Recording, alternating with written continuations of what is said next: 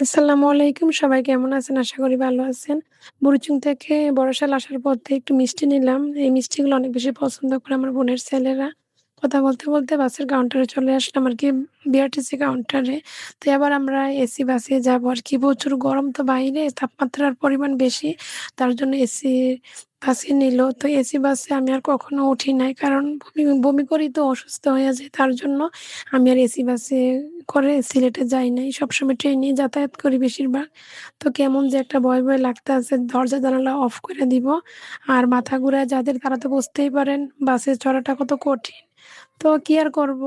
উঠে পড়লাম ভাই, ভাবি, আম্মা, ভাবি সবাই একসাথে। তো ওঠার পরে একটু শসা নিছিলাম আমি। আমি আবার সবসময় দূরে যাতায়াত করতে নিলে খাওয়া-দাওয়া এগুলা সবকিছু আমি বাসা থেকে নিয়ে আসি আরকি। শরীরটা আমার বেশি ভালো না।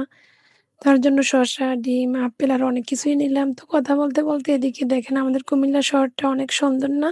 দেখার পরে সবাই মাশাআল্লাহ বলবেন। ক্যান্টনমেন্ট পার হয়ে গেলাম আরকি। দেখেন ক্যান্টনমেন্ট এলাকাটা অনেক বেশি সুন্দর। আর আমাদের কুমিল্লাতে কি নাই দেখেন তো গোমতী টাওয়ার। গোমতী টাওয়ারটা কিন্তু অনেক বেশি সুন্দর। আমাদের বাংলাদেশের মধ্যে অন্যতম একটা মার্কেট আরকি। অনেক বেশি সুন্দর একটা মার্কেট।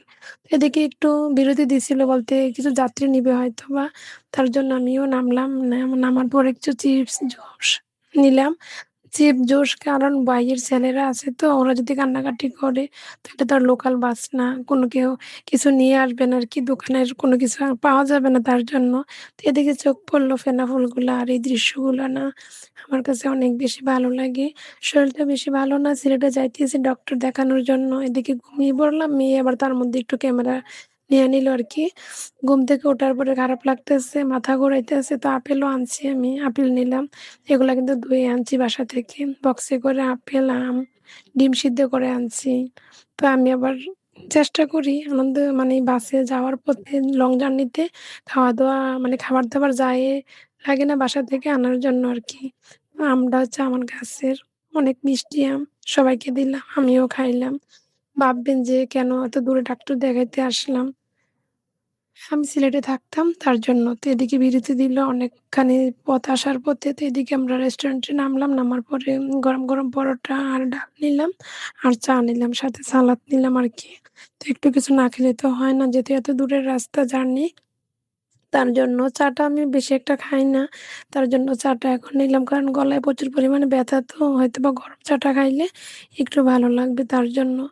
একটু রেস্ট নিলাম, খাওয়া-দাওয়া করলাম। ভালোই লাগলো। চোখ পড়লো মসজিদটার দিকে। অনেক বেশি ভালো লাগলো মসজিদটা। দেখেন তো অনেক পরে আবার ডিম সিদ্ধ ছিল। সিদ্ধ ডিমগুলা নিলাম। বাড়ি কিছু তো আর খাই নাই। ভাতও খাইলাম না রেস্টুরেন্টে। তার জন্য এদিকে দেখেন ব্রিজের মধ্যে চলে আসলাম কথা বলতে। ব্রিজটা অনেক বেশি ভালো লাগে না? তো এদিকে হুমায়ূন চত্বরে আমাদের মানে বাস আর যাবে না। এখানে আমাদেরকে নামিয়ে দিল। হুমায়ূন চত্বরে সবসময় আমরা নামি যখন বাসে জার্নি করে আসি আরকি। তখন সিএনজি নিলাম। নেওয়ার পথে দেখলাম যে এদিকে একটা শরবত। তো অনেক গরম তো সবাই অনেক ক্লান্ত। তো ড্রাইভারকে নিয়ে আমরা সবাই আমাদের সিএনজির ভাই-ভাবি সামনে চলে গেছে আরকি। একটু শরবত খাইলাম, ড্রাইভারকেও খাওয়াইলাম। গরমের মধ্যে ভালোই লাগলো।